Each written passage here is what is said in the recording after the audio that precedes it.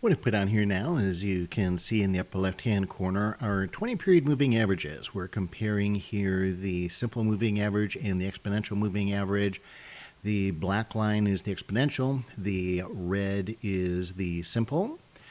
And so as you can see, the red line, the simple moving average, is lagging behind the exponential. And that's because the exponential moving average gives more weight to more recent price data, whereas the simple moving average calculates the average over the last 20 bars with an equal weighting.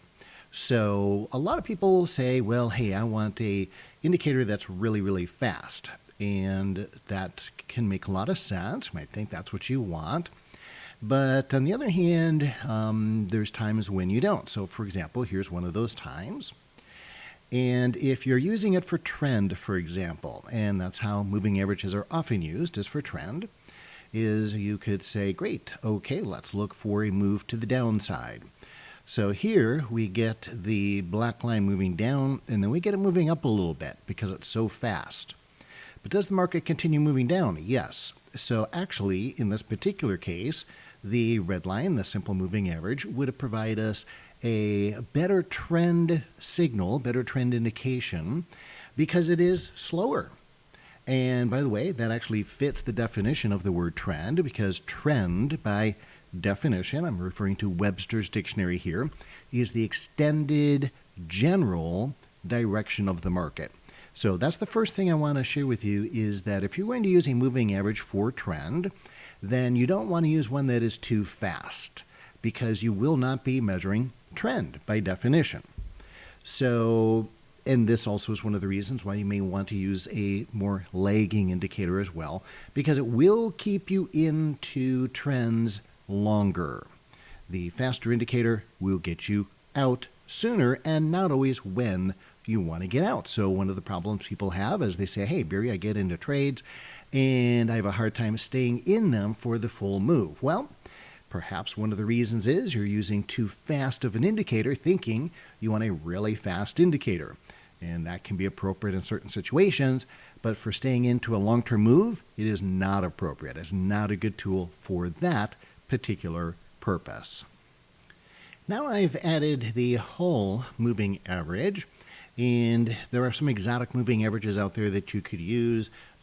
Some refer to them as indicators that are non-lagging, which I always find that term kind of interesting. But anyway, one of the hallmarks of the whole moving average is that it's supposed to be less lagging.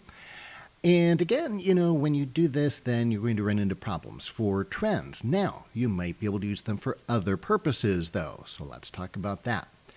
All right, so now as you can see, the blue line, the whole moving average, it kind of, well, it definitely is not great for trend, because that is not a downtrend, that is not an uptrend, that is not a downtrend, that is not an uptrend, that is not a downtrend. But what it is not bad for are cycles or waves. They could be used in that capacity. So that is one of the ways that this could potentially be used. Up, down, up, down, and I think you can see. So now that's another potential use of a moving average that has particular characteristics, and Hull is one of the better ones, I would say, for this particular purpose. I don't personally use it for that. I find that it's actually a little slow, ironically, even though it was designed to be more non-lagging. And it is less lagging, obviously, than the 50 EMA or the 20 EMA. But as far as cycles, it's not really a fast cycle indicator. It's a slow cycle indicator. So I personally don't find it super useful for either one of those purposes, but a lot of people like it. Perhaps you'll like it. Go ahead, give it a try, and see if it fits your needs. And obviously, another thing you can always do, I've set all of these for a period of 20, as you can see up here. And that's just simply so that we can compare apples to apples, so to say. So another thing you could do is, and I've used this, by the way, where I've gone ahead and used a different number. Instead of 20, you can make it down to 9. I've experimented with 9 for the whole moving average. I find that to be a little better. But then what happens too is when you make things really short, then they can become noisy at certain times in the market. And then that really doesn't become very helpful. So remember what moving averages are. Now, they can provide several different purposes. One here, like a cycle. Another one is support resistance levels. Another one is trend signals. But let's be very clear that there's nothing magical about moving averages. They are literally just mathematical equations that are calculating the average of a certain number of bars based on various weighting of the data. Nothing magical about that. For this reason, they're always lagging indicators because they're calculating averages of past. Most that are medium term to long term can work fairly well in trending markets, but not so well in non-trending markets. And so in non-trending markets, they can actually give you a lot of false signals. Think you might have a trend that never develops. And here's the problem. Markets these days, they don't trend most of the time. Markets used to trend more often than they do now, but with today's high-frequency trading, algo trading, the commoditization of retail trading, lowering of commissions, all this kind of thing, direct access, all of this has resulted in markets not trending as much as they used to, and therefore I find that even though I do like using moving averages, they're not quite as helpful as before. Trading is more challenging than it used to be back in the days of yore. So 2 points here to finish off. A cautionary tale. Number one, don't get too enamored with them. And there is no best moving average. So on the positive note, however, which ones do I use? Since I titled this the best moving average, what do I consider the best ones? Here's what I consider.